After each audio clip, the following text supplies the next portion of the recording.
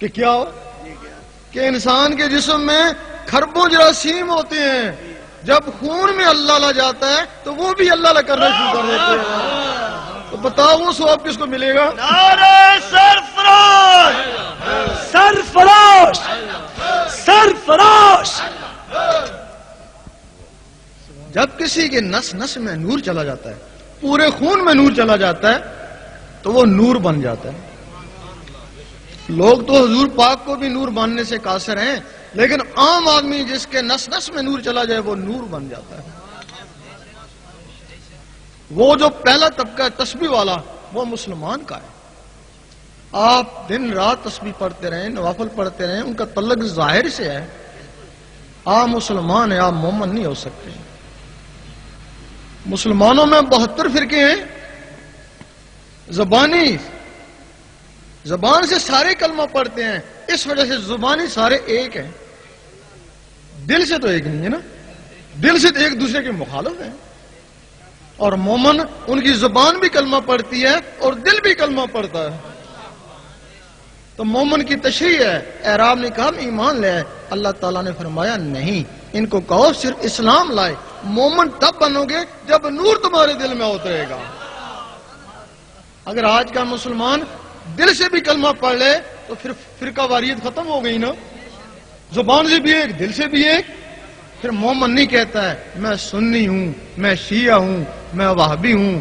مومن کہتا ہے بس امتی ہوں تمہارا یا رسول. نعرہ رسالت، نعرہ رسالت، تیرا شاہی میرا شاہی. عام آدمی یہاں تک پہنچا، نور بن گیا. اگر وہ عالم بھی ہے تو اس کو نور علل نور کہتے ہیں. اور انہی کے لیے حضور پاک نے فرمایا میرے عالم بنی اسرائیل کی نبیوں کی مانند ہوں گے. اور واقعی ان کی توہین دین اسلام کی توہین ہے.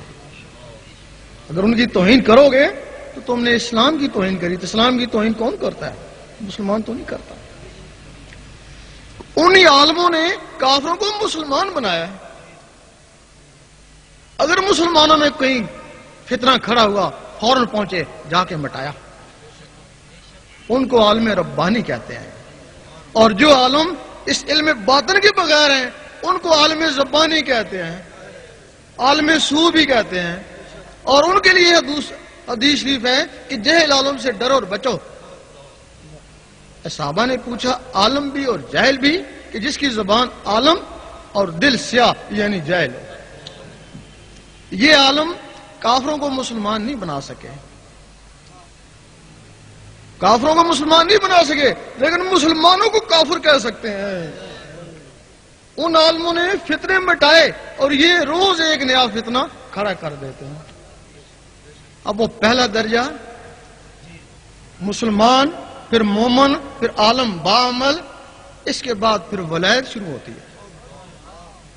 اب ولایت کیا ہے؟ لوگ کہتے ہیں پتہ نہیں ولی کہاں سے آتے ہیں. یقین کرو اس کا راز پتہ چل جائے تو بڑا آسان ہے ولایت. اگر اس کا راز ہی نہیں تو بڑی دور بڑی مشکل ہے کہ وہ ولایت کیا ہے. جو بھی بچہ اس دنیا میں آیا، ہاں کافر کا بچہ آیا، وہ ولایت کا راز لے کے آیا. اور تاریخ گواہ ہے کہ کافروں کے بچے مسلمان ہوئے، ولایت کا راز سیکھا اور بڑے بڑے ولی بنے. اگر کافر کا بچہ وہ ولایت کا راز لے کے آیا تو کیا مسلمانوں کے بچوں میں وہ راز نہیں ہوگا؟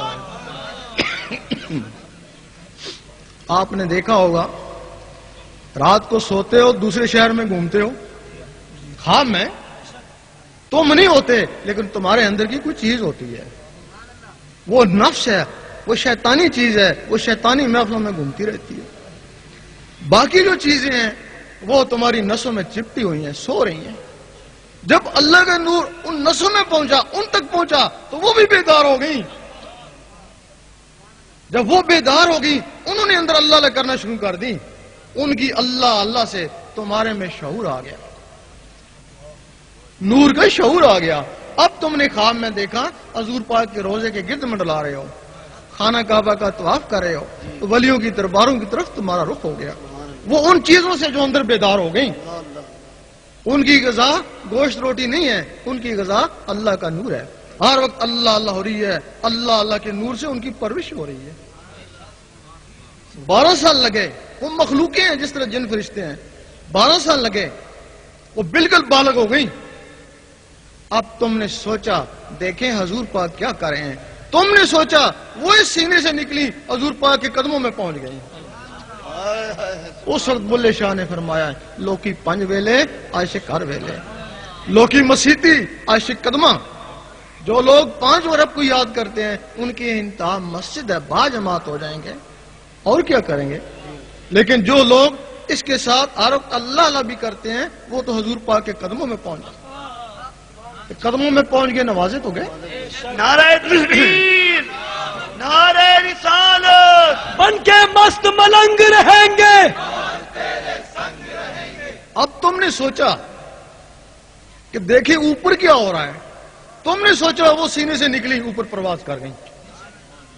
فرشتوں نے روکا نہیں رکی، کہنے لگے جو کچھ بھی ہے بیت المعمور سے آگے جل جائے گا، اور وہ بیت المعمور سے بھی آگے چلی گئی، وہاں پہنچ گئی جہاں رب کی ذات ہے۔ ظاہری جسم سے حضور پاک وہاں پہنچے اور ان مخلوقوں سے ولی وہاں پہنچتے ہیں۔ اس وقت فرشتوں نے کہا کہ واقعی انسان اشرف المخلوقات ہے، اس وقت کہا، اس وقت نہیں۔ اس کے بعد تم مر گئے۔ ہمارا عقیدہ ہے کہ مرنے کے بعد نبی ہے یا ولی ہے سب کی روحیں آسمانوں پہ چلی جاتی ہیں، یہی عقیدہ ہے۔ تو پھر درباروں میں کیا ہے؟ دربار والے کی بھی روح آسمان پہ چلی گئی، اور وہ جو اضافی مخلوقیں تھیں وہ ولی بن کے دربار پہ بیٹھ گئیں، لوگوں کو فیض پہنچاتی، نماز پڑھتی، ذکر کرتی، اور قیامت تک ان کا ثواب ان کی روح کو ملتا رہے گا۔ شب معراج میں حضور پاک موسیٰ علیہ السلام کی قبر سے گزرے، دیکھا موسیٰ علیہ السلام قبر میں نماز پڑھ رہے ہیں، فوراً اوپر پہنچے، دیکھا موسیٰ علیہ السلام وہاں بھی موجود ہیں۔ مجدد الفسانی رحمۃ اللہ سے کسی نے پوچھا کہ میں نے آپ کو فلاں دن خانے کعبے میں دیکھا، فرمانے لگے میں نہیں گیا۔ دوسرے نے کہا اسی دن حضور پاک کے روزے پہ دیکھا، میں نہیں گیا۔ تیسرے نے کہا اسی دن غوث پاک کے روزے پہ دیکھا، فرمانے لگے میں نہیں گیا۔ لوگوں نے پوچھا پھر کیا تھا، فرمانے لگے میرا اندر تھا۔ وہ جو اندر ہے، یہاں جتنے بھی بیٹھے ہیں سب کے اندر وہ مخلوقیں موجود ہیں، اگر تم ان کا راز سیکھ لو، ان کو غذا پہنچاؤ، تو پھر تم مر کے بھی زندہ ہو، پھر ادھر بھی ہو اور ادھر بھی ہو۔ اگر تم نے ان کو نہیں چھیڑا تو 40 سال کے بعد ختم ہونا شروع ہو جاتی ہیں، پھر تم زندہ ہی مردہ ہو۔ پھر علامہ اقبال فرماتے اب نہ تیری ضربکاری نہ میری ضربکاری، اب تو اللہ کریے میں اللہ کرا، جو اندر اللہ کرنے والی چیزیں وہی ختم ہو گئی۔ غوث پاک کی ایک وقت میں 9 آدمی نے دعوت پکائی، سنا ہوگا، 9 کے گھر جا کے کھانا کھایا۔ کچھ تو کہتے ہیں کیسے ہو سکتا ہے، جو آپ کو چاہنے والے ہیں وہ کہتے ہیں ایسا ضرور ہوا ہے، پتا ان کو بھی نہیں کیسے ہوا ہے۔ غوث پاک کا جسم مبارک مسجد میں مؤذن کے پاس، اور وہ جسم کے اندر کی چیزیں ادھر جا کے کھانا کھا رہی تھیں۔ اگر کھانا کھایا ہوگا، بیٹھی بھی ہوں گی، اٹھی بھی ہوں گی، باتیں بھی کری ہوں گی، اور جس میں اٹھنے بیٹھنے اور باتوں کی طاقت ہے، نماز میں یہی کچھ ہے۔ ہو سکتا ہے ان کی نماز خانہ کعبہ میں ہوتی ہے، اور وہ جو کہتے ہیں کہ درویش کی نماز عرش مولا میں ہوتی ہے، ایک درویش نے کہا کہ درویش کی نماز عرش مولا میں ہوتی ہے، مولوی صاحب ڈنڈا لے کے اس کے پیچھے بھاگے، او میں تو دیوار اس کے اوپر نہیں جا سکتا، تو عرش مولا میں کیسے جاتا ہے؟ وہ یہ جسم عرش مولا میں نہیں جاتا ہے، وہ جو جسم کے اندر کی چیزیں وہ عرش مولا میں جاتی ہیں۔ اب غوث پاک کا جسم مبارک